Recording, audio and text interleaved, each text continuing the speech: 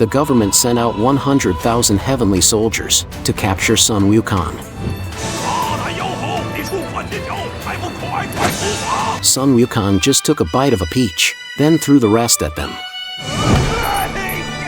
The general summoned ancient gods, but Wukong kicked him away effortlessly. Neza could only graze his fur. Even Erlangshan's arrows couldn't hit him. Wukong transformed into a fish and swam through the clouds. Erlangshan turned into an eagle to chase him. Wukong quickly turned into a bird as well. Even with 10,000 arrows flying at him, he wasn't hurt at all. He defeated 100,000 heavenly soldiers by himself. But Buddha, to maintain order in heaven, sealed him under a mountain with one palm. With Wukong gone, demons on earth started to act recklessly. One of these demons was called Hundun. He ordered monsters to kidnap 10 pairs of boys and girls, to turn them into elixirs, so he could gain immortality. To protect their children, the villagers moved away immediately, but they still couldn't escape the monsters. As the monster closed in on them, a mother made a desperate choice. She held her child and jumped off a cliff. Little did she know, the child she protected would one day become the key to freeing Wukong. Although the mother didn't survive, her child drifted along the river and ended up before a monk. Since the baby came with the river, the monk named him Lure. Lure loved listening to stories about Sun Wukong since he was a child. He always dreamed of becoming a great hero like Sun Wukong, fighting evil and helping the good. But his master Fa Ming only wanted him to live a peaceful life like himself. One day, the monsters came to the village again to take more boys and girls. The villagers all ran away, except for Lure, who bravely stepped forward and saved a little girl from the monsters. The monsters chased after him, and he ran into a glowing blue cave by accident. As if something was calling him, he slowly walked deeper into the cave and found a blue ice pillar wrapped in chains. There was also a hand on the ice. He gently touched it and was about to leave, when suddenly the ice exploded. At that moment, the demons found Lure, but just as they charged at him, a monkey broke out from the stone. With just the chains on him, he defeated the monsters.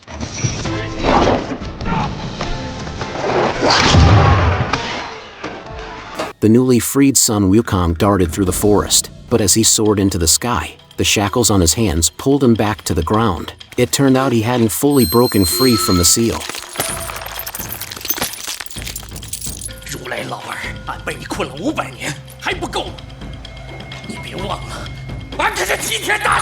After discovering that the monkey was actually his hero, Sun Wukong, Lure started following him. Wherever Sun Wukong went, Lure would follow, constantly asking him questions.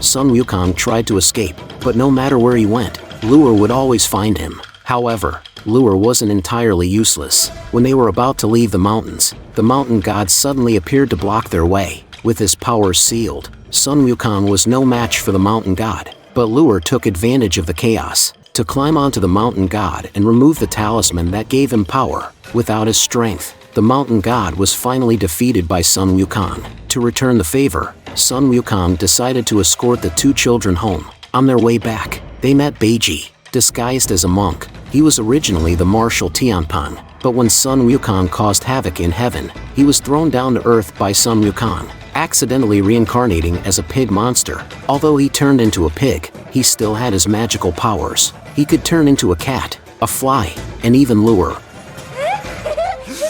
They flew together over the grass, enjoyed the moonlight together, and got closer to Lure's home. Meanwhile, Hundun, who learned that the little girl was rescued by Sun Wukong, transformed his monsters into human form and set an ambush at an inn. While rushing to the bathroom, Beiji bumped into a female demon, and when he couldn't find the bathroom, he placed his chocolate ice cream on a male monster's head. They stayed at the inn, but when night fell, several monsters descended from the sky.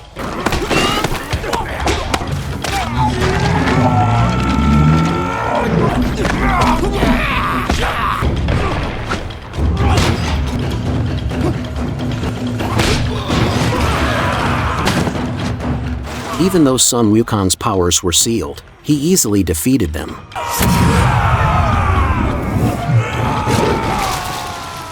Suddenly, Hun Dun appeared and summoned a new batch of monsters, although they couldn't even defeat Sun Wukong, who was wielding a bamboo stick.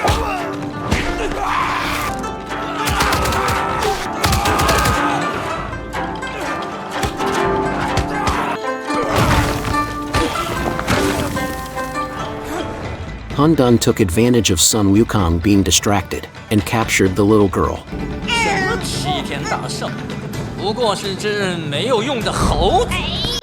Hun Dun mocked, stepping on Sun Wukong, who had lost his powers due to the seal. Although Hun Dun couldn't kill Sun Wukong, he lost his confidence. Even when Lure begged him to save the little girl, he remained indifferent.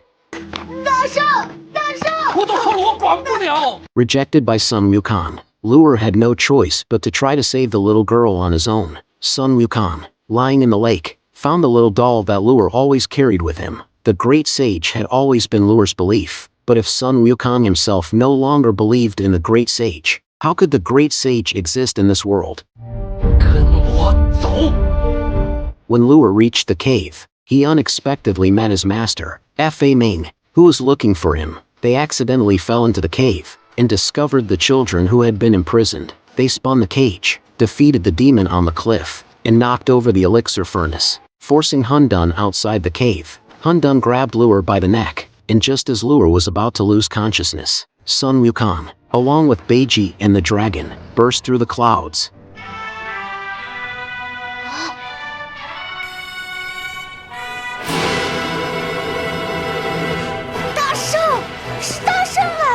Beiji made his body bigger, charged at Hun Dun, but was turned into a little pig instead. Wukong fought Hun Dun's magic with stones, but just as Hun Dun charged at the children, Wukong stepped in again.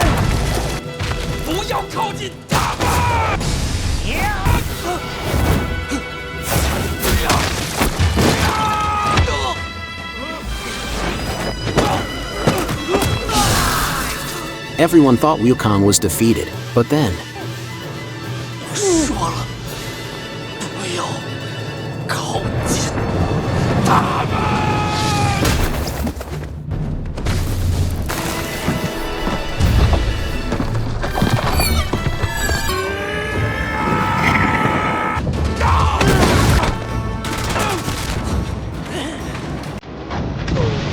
Hun Dun was knocked off the cliff. Wukong collapsed onto the wooden plank. Then an eclipse occurred. Without the power of the children, Hun Dun reverted to his original form. Climbing back up from the bottom of the mountain, he punched Wukong into the mountain. Lure, worried, ran to save Wukong. He distracted Hun Dun, giving Wukong time to free himself from the rubble. But when Wukong rushed to save Lure,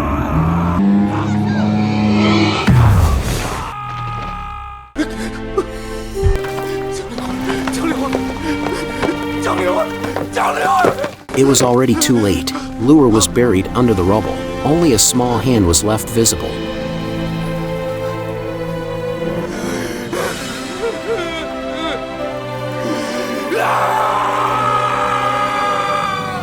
The great sage had always been Lure's belief, and it was this belief that gave Wukong the strength to resist the seal. If the last person who believed in the great sage disappeared, then Wukong would have to become the great sage again. To protect Lure's belief, Wukong placed the great sage doll back into Lure's hand. A golden light appeared. The great sage was back.